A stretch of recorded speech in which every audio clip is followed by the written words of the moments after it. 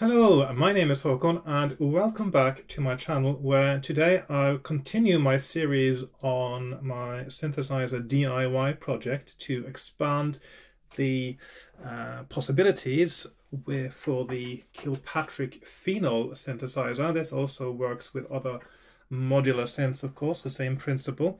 And one of the first things I did is actually what is going to be the most complicated part of the expansion, and that is to increase the connectivity with MIDI. And the reason I want to add MIDI to the phenol is because it will allow me to add further control like extra LFOs, ADSRs, whatever else, other kinds of random sources, for instance, all kinds of things. And my primary MIDI controller is going to be the Empress Effects Zoya, which of course can deliver any kind of MIDI signal on any channel, on any CC.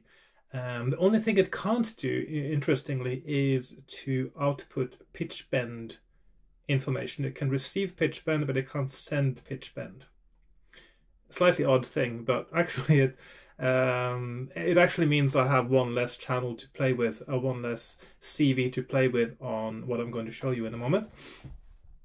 I'm also using now the MIDI Fighter Twister to control the Zoya, so that I've got set up my inputs from the Fighter Twister to the Zoya, and the outputs from the Zoya is via this, which is what I'm talking about, which is the MIDIMuso CV12 MIDI to CV converter. Now, when I wanted to add CV connectivity or MIDI to CV connectivity on my phenol, the main impetus for that was that the phenol only has pitch, gate, mod, and clock. That's it. They only have 4 MIDI outputs, which is very limiting. You can still do some fancy stuff with it, and I did try it in another video that I was quite happy with what I was able to accomplish, but it is very limiting. And then I looked at different options, and there was things like the Kenton Pro Solo Mark II or 3, I never remember which one, which gives you, I think it's pitch, gate, and pitch bend, and I think 3 auxiliary outputs. I'm not entirely sure now, which can be gates or CVs. There is the Dupfer Dark Link, which has something similar, and then there is the CV.OCD, which has 4 CV outputs and 12 gates, or is it 8 gates? 8 or 12 gates, I think. And of course, gates isn't what I want the most of, although in hindsight, I've actually thought about this now after getting this, and I realized that gates can actually be quite useful because you can use gates to create sequences, for instance, on your modular system. I'll get back to that later. But I wanted something with more CVs, so that I could control things like LFOs and ADSRs, etc. And so I found this. This is a DIY kit. You get it with PCB and components for just over £30 UK. And it doesn't come with a power adapter, but you can use it with any 12-volt center positive standard barrel connector, a minimum 500 milliamp power supplies. You can also use it with 15 volts if you need to run it at 1.2 volts per octave. So that is a possibility. And what it does is it gives you up to, I'll just actually show you now the different modes it can be in. So it gives you 1, 2, 3, 4, 5, 6, 7, 8, 9, 10, 11, 12. Well, that's why it's called CV12. It's got 12 CV outputs and 5, or rather 6 gate outputs. The last gate output is a MIDI clock. And the different modes you can set it in depends how many pitch and pitch gate outputs you need. For instance, if you're running it in from a polyphonic or multi-mono controller, you may want to have several pitches and also pitch velocity outputs along with pitch gates. Whereas if you are doing what I do, which is mainly you're wanted for LFOs, ADSRs, other things like that, you may want to choose a mode that doesn't have pitch output at all. So I'm running it now in mode 0A, which has the most CVs that are 100% definable, which of course I can do from my Zoya. Now the limitation here is that this requires your MIDI gear that you use to control this to be able to select these different CCs, these control codes or control channels for the MIDI, because these are fixed. It says here, it says CC4, 95, 93, 94, 73, etc. And these are fixed in the programming of the CV12 chip you can see down there. So you can't change these on the device, which is the only shortcoming as far as I can tell about this piece of kit. In addition to this, you can also daisy chain several of these, and what happens when you add another one is you get the same CCs, but you get it on a different channel. So this defaults to channel 1, MIDI channel 1. It also has something on channel 16, I'll get back to that, for the auxiliary gates. But channel 1, and if you have another one, that will be channel 2. If you have another one, that's channel 3, etc. So you can have loads of these, up to 16 then, I guess, and get more MIDI outputs. And the way you set the mode is by sending MIDI control message to the CV12, so which is easier to do from something like the Zoya, because that has a MIDI control message output. So if you set the control message output to channel 16, and then you first send program change 99 to the MIDIMuso, the CV12, and then you send one of these different codes for the different modes, then it will change mode, and that works perfectly. I did that when I started using it, because it defaults to a different mode than what I wanted. So that works really well. And then you have on the MIDIMuso itself, you can see there's a trimmer pot right here. If you can see that, it's quite small. And that adjusts the voltage output. It can be trimmed to really low outputs, so that you can get something like 0.5 volts per octave if that's what you want. And you can get quite a high output if you want 1.2 volts per octave or 1 volt per octave as well. At the moment, I'm not sure if it is exactly where it should be, but the thing is, I'm not using volt per octave so much. I'm not fussed about the exact calibration of this, as I otherwise would be, because I'm not intending to send note or pitch data to the phenol from the Zoya. If I want to do that, I would have to make sure I calibrated it properly for that. Right. So now the different values, or the different converted voltages that come out of the CV12 and the MIDIMuso are sent out of 3 different pin headers. So there's one here, which is the one used for pitches. If you are using a mode with pitches, this is the one for the standard CCs, and this is the one for the gates and the clock down here. And what I've done now is I've just taken the pins out onto a breadboard just to quickly demonstrate, and I'll put LEDs on all the different channels here. You see some of them don't have LEDs on them, and that is because they are ground connections. Out of 8 pins on each pin header, 2 pins are ground. And Just to demonstrate, I've done something that's very unreliable as a means of demonstration. I put LEDs and they behave quite erratically sometimes. But just to give an indication, you see there's one here that's always on, and that is pitch bend. And the reason it is always on is because I can't send pitch bend messages from the Zoya, and so this is now at what is the default voltage for the pitch bend output before it gets any messages to change. And I think that is 5 volts or something like that, I'm not sure.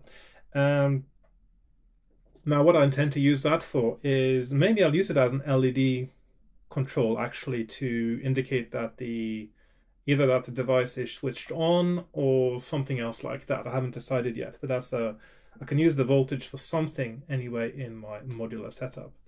And then I've mapped now the different controls here of the MIDI fighter twister to the different CV outputs. So I'll start with the first one here.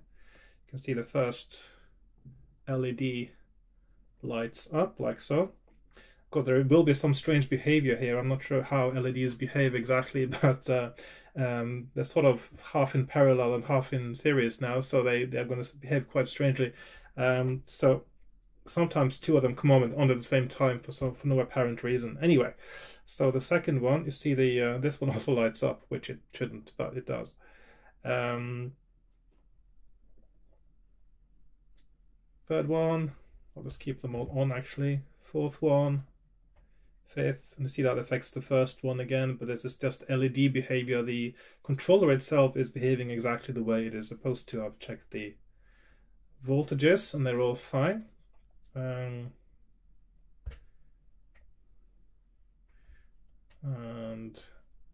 there we go. So those are the CV outputs, and they do influence each other, these LEDs, which is quite fun actually. And of course the pitch bend, which is on all the time. And over here we have the gates and the clock. Now the way the gates work on the CV-OCD is they respond to MIDI channel 16, or the auxiliary gates respond to MIDI channel 16. And they respond to note values on that channel. So basically, gate number 1 responds to note value 60. Gate number 2, note value 61, 62, 63, 64. Which is, I think, if I remember correctly, it's C3, C sharp 3, D3, D sharp 3, and E3. And I made a little keyboard on the Zoya now with those notes. And let's just see what happens. So that's your C3 there, and you can see that lights up. C sharp, D, D sharp, and E. You can see those light up when they get, and of course these need pitch and gate information to trigger. So they behave just like a pitch output actually. And of course they output a steady voltage of 5 is the default. So whenever these are active, then you will output 5 volts. And all the other ones now, the way I've set the trimmer, they will output from 0 to 10.7 volts, I think, actually, at the moment. I might change that. So that's how that works in a nutshell, not in too much detail. And now, because part of my project, as I showed in 2 videos ago, is to create sort of panels for this to sit between my 2 phenols. So my main MIDI control panel is, after a bit of thinking, is at the moment I'm thinking maybe it should look like this. So I've got the 12 banana jack outputs. I've also added LEDs here. I'm still not sure whether I want LEDs on this. I mean, it would look cool. And of course, the thing about LEDs is they do steal a bit of the power. But then again, I do often want to attenuate these anyway. And so I'm thinking it would actually be quite fun to be able to see the LEDs play as it gets different signal strengths as a sort of a visual effect. I might reconsider, but it will look quite nice, even though they will behave quite strangely. It looks like from this little breadboard example I've made here. And then because the voltage output is so high here, I mean, I could reduce it, but I would like to have it high so that I can have it high when I want to, and then I can trim it down to a lower voltage when I need to. So I've also added here 12 trimmer pots, sort of long, what do you call them? The center columns on the potentiometer. What is the name for that again? I've forgotten. Anyway, long shaft trimmer pots that I've spaced out like so. I think the spacing here is exactly the way it's supposed to be on the perf board, but I haven't double checked. But that's the only way I could make space for them on the same module as the outputs, was to make them this kind of size and not regular potentiometers. So I will be able to trim the output of each of these. I've also got the clock output here on its own, and the other ones are CVs, and I've also printed on the number of the CC corresponding to each output gate, just in case I need that. Of course, I will have a sort of pre-programmed control patch on my Zoya that I will be using all the time, and that I will copy into future patches that I use with it. And of course, I did get an idea after I noticed how the gates behave, because they behave as notes on a specific channel, which means that they can't all be on at the same time easily. It sort of makes sense to me in my head to use that as a 5-step sequencer as well. So basically how that will work is I will create a sequencer on the Zoya that will output to the different note values in some kind of pattern, or maybe with changing patterns. And then I can set the output pitch using these potentiometers here on the control panel itself rather than on the Zoya, which is something, of course, for a gate output that you can't really control that from the MIDI controller. You have to control it on the synthesizer itself. So actually a gate output can be quite useful if you want to move the exact CV control to your modular synthesizer. So I'm going to use it as a 5-step sequencer, just like on a Buchla. Yeah, I thought that's quite fun. Which would have LED lights for when they're active, just like here, which also will attenuate the signal somewhat. If I'm using them as gates, that's still plenty of voltage left for the gates, and if I'm using them as something else, I still think there's a bit of range left that will allow me to do something interesting with it, because I don't usually need a 10 volts or a 5 volt range to work with. I'm quite happy with the 3 volt range that will be left over once the LEDs have had their power. And then I put in some mini toggle switches to switch on and off the steps also from the module itself, and here are the outputs. These are when I want to use them as gates, I've got individual gate outputs here, and then I will route them all into this single output that will get the signal from all of these. And if I use them one step at a time, that will output different voltages depending on the potentiometer settings here. And that's an on and off switch for that sequencer mode, that I will call it.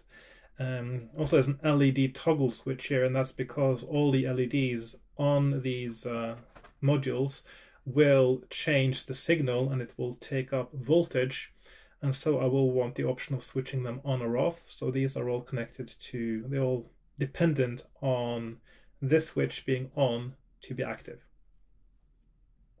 And I've had different ideas for how to do the actual MIDI plug. I was thinking maybe have it on the back, things like that, but I do like having the controls on the front panel. And this should ideally then sit at the far left of the whatever module skiff rack that I put between my synths, so that the cable can get out of the way. And this is if I take the MIDIMuso itself and just mount it behind. I just mount it behind like that. This is where the power socket and the MIDI plug will end up. I've also thought maybe I would add another socket in sort of parallel that I can mount on the panel itself, and then I would move the power socket would then be behind here somewhere. I haven't quite decided, but I think this actually looks quite nice. I was struggling a bit how to make it balanced, but by doing this, adding the text around here, it actually looks quite nice, I think, on the front panel as well. So that is the intended look of the MIDI control front panel at the moment. So, and for this kind of thing here now, we've got most of the parts I need. I still need my toggle switches. I've ordered those, and I've also ordered the trimmer pots, the tall trimmer pots that I will use for this bit here. And I still haven't decided whether I want the LED lights, but I think I will want them because I can look quite cool, and it's nice to get a bit more light as well going on it, and I can switch them off, of course, if they interfere with normal operation. So that is the status of the MIDI module at the moment for the my DIY synth project. I've also redesigned my other modules. I'll just show you now, because I've gone for, I think I've decided on this test equipment color scheme now, rather than the Buchla look, because I'm using these knobs now. So I've got the landscape stereo field interface is at the moment looking like this. I made it a little bit narrower because I'm trying to fit all these modules in the same width as the phenol. So that's looking like this. And I got my dual attenuator, which I moved things around a bit. I moved the toggle switch to the bottom because at the top it would actually get in the way of the main knob. So I've got the LEDs for the signal at the top, but the toggle for switching the LEDs on at the bottom, which leaves me more space around the main knob, which is where it's needed, because that's where you want to control it. And then the outputs down here. And then my passive attenuator is still looking pretty much the same as before. And for colors, I've generally now, because of the new background color, I've gone with black, green or red for consistently across my outputs and inputs. Like so. I was thinking maybe of using yellow LEDs here. I haven't decided on the color, but that is the idea at the moment. So that is pretty much where I'm at right now. So I've done the MIDIMuso CV12 and it seems to be working fine. And I still haven't tried it with the synth itself. That is the next step. I've checked all the voltages. I know how it works. So I'll run it through I'll just create a sort of single track attenuator, and I'll run it into the phenol synth and see how that behaves. But it looks like the behavior is so far exactly what I would expect and want from this device. So I'm quite happy with it, and still not sure exactly how I'll make it behind the panels, but I think I quite like the look of this one with the cables, the power cable and the MIDI cable coming out the front rather than the back, but I'm not 100% sure. I might yet go with the other look instead. And I suppose if I do, I would probably move the sequencer mode output somewhere else to balance the design. Of course, the MIDI input should ideally then be well, bottom left, I guess. And then move, yeah, maybe I'll I'll end up with some blank space somewhere. I'll need to rebalance the design anyway. I quite like to make the designs, try to make the designs look balanced. It's a big part of this for me, is to make the front panels look nice as well. There's one other thing, of course. I'm not always 100% sure how the spacing of these things will be. Are these pots maybe a little bit too close together for making room for the potentiometers behind them? Unless I alternate left and right, possibly, but then they will interfere with the LEDs. So I may need to space it a little bit differently. I still have to look at that. I know there's room for the toggle switches, but I don't know whether there's going to be room for these just yet. Maybe if there's, I'll have to make sure that there's room for all the potentiometers to point this way, then it would be all right. But I'll have to double check my measurements. I do expect to start working on a particular module and then having to redo some things every now and again, although ideally I should have the designs ready first and then make all the measurements first and then drill all the holes so precisely that I don't need to change things afterwards. But I wouldn't be bothered if I had to. Right, so that is the status at the moment. And so yeah, MIDI controller working nice, also as a kind of LED controller, although the LEDs are doing really strange things, some of them. And oh yeah, I forgot to show the MIDI clock there as well, output. Yep, there we are. So that's it for now, and if you enjoyed watching this, and if you enjoy following this DIY synth project, then please give me a like, share, comment, subscribe, all those things, and I'll get back to you with more information about what's going on. Next time I do something relevant to this project, I will make another video, and until then, thanks for watching, and goodbye for now. Bye bye.